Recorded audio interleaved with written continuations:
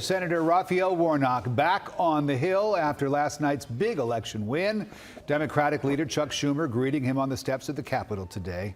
The 118th Congress will see Democrats with a slim majority in the U.S. Senate and Republicans with a tiny majority in the U.S. House.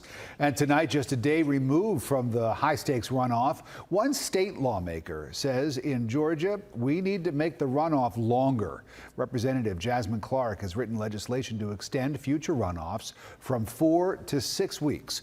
Others want to see the runoff eliminated altogether. Atlanta News First Patrick Quinn spoke with Clark tonight. And Patrick, we saw a record turnout to suggest the system's working. How did she respond? And I was able to speak with Jasmine Clark tonight, and she told me, yes, it's true. We saw record turnout almost day after day after day of this send-off runoff. But she said that's because there were fewer options, fewer days that voters could vote. So thus, the options that they did have, they packed in there. That's where we saw the crowds. Her legislation, she said, would extend the runoff timeline from 4 to 6 weeks, giving voters more options, taking away an unnecessary burden to the runoff system.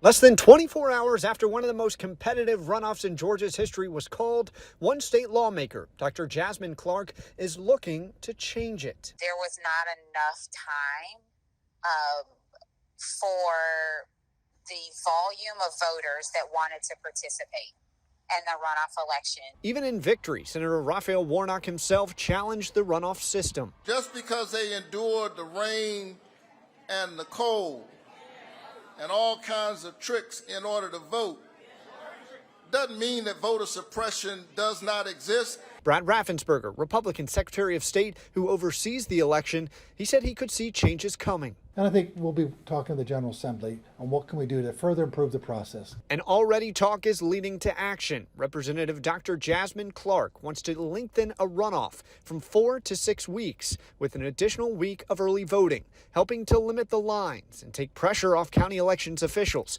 like Janine Eveler, who told me this year's tight timeline put too much pressure on our Cobb County crews. It's just not really a good system for trying to get people to vote, which we all want to do.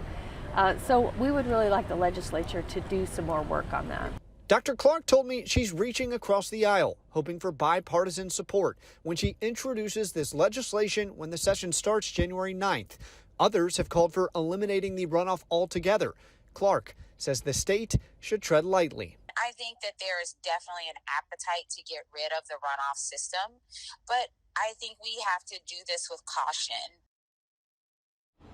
And Dr. Clark told me she plans to pre-file this legislation this Friday in just 2 days. Remember, the session starts officially on January 9th. She also plans to introduce legislation to form a work group to study the potential of having a ranked choice ballot.